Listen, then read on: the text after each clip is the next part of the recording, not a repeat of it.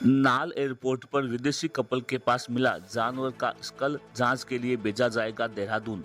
बीकानेर के नाल एयरपोर्ट पर चेकिंग के दौरान एक विदेशी कपल के पास से संदिग्ध जानवर का स्कल बरामद हुआ है। वन विभाग के अधिकारी ने बताया कि स्कल को जांच हेतु देहरादून भेजा जाएगा। रिपोर्ट आने के बाद यह स्पष्ट हो सकेगा कि वह संरक्षित वन्य जीव का है या कहीं कुछ और। प्राथमिक पूछताछ में विदेशी कपल ने बताया कि उन्होंने यह स्कल नागालैंड के एक मेले से खरीदा था।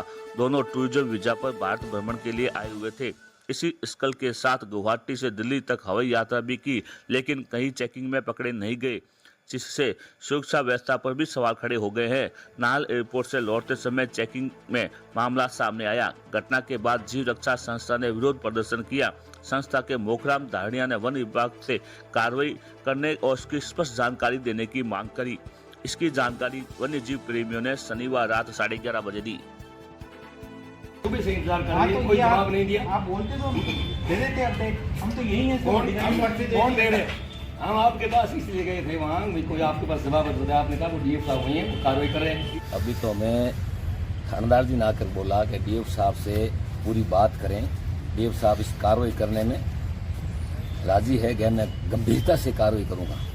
तो मैं इसलिए बगी साहब मेरे दोनों डीएफ होकर बैठे थे, थानेदार जी पास में बैठे हैं। डीएफ साहब ने मैंने एक ही बात की, अगर आपने इस खोपड़ी को पहचान लिया कि बंदरगी है, स्पष्टता से सामने दिख रहा है कि सींग हिरणगा है, लेकिन सामने प्रत्यक्ष नहीं कह रहे हैं। क्यों नहीं कह रहे हैं? कि कार्रवाई नहीं करना है। मेरा कहना तो यही है, हिरणगी सींग ऐसी है कि कोई भी पशु के ऐसा सींग नहीं है। सींग अंदर से खोपड़ी में बाहर निकालोगे तो अंदर हड्डी है, हड्डी टूटी हुई है, तो हड्डी में से हड्डी है, तो ये हींग है जो हिरणगा चिंकारा का है, शेड्यूल प्रथम का प्राणी है। बाहर विदेश बिल्कुल प्रतिबंधित है।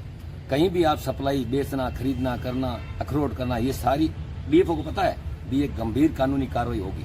लेकिन ये कार्रवाई करने में आनाकानी करने के कारण अभी 12 घंटा बीत चुके हैं। इसलिए हम तो थानेदार जी के कहने से ये कह रहे हैं 5-7 दिनों के अंदर अंदर ये गंभीरता से कार्रवाई करेंगे। एफएसएल जांच देहरादून भेजेंगे, 25 दिन लगेंगे। इसमें भी डीएफओ झूठ बोल रहे हैं, जो कि अर्जेंट के अंदर संभागीय मुख्य वन संरक्षक या सीसीएफ ऑफ पूरे राजस्थान का वन विभाग अधिकारी है, वो लिखित में दे तो 3 दिन के भीतर जांच उनको देना होता है। 24 घंटे के भीतर देने का प्रावधान है, जो कि देहरादून से जांच ये ला सकते हैं। लेकिन ये मन मर्जी से कह रहे हैं कि 25 दिन में नहीं, 6 महीने तक जांच नहीं आएगी और इन प्रदेशी बाहर के लोगों के खिलाफ कोई कानूनी कार्रवाई नहीं होगी। ये 2 दिन बाद में बीकानेर से बाहर हो जाएंगे, वहां से कोई गिरफ्तारी नहीं होगी, चाहे वो चिंकारा का है चाहे कहीं का है। 5 दिन बाद में यही डीएफओ कहेंगे ये चिंकारा का सीन था।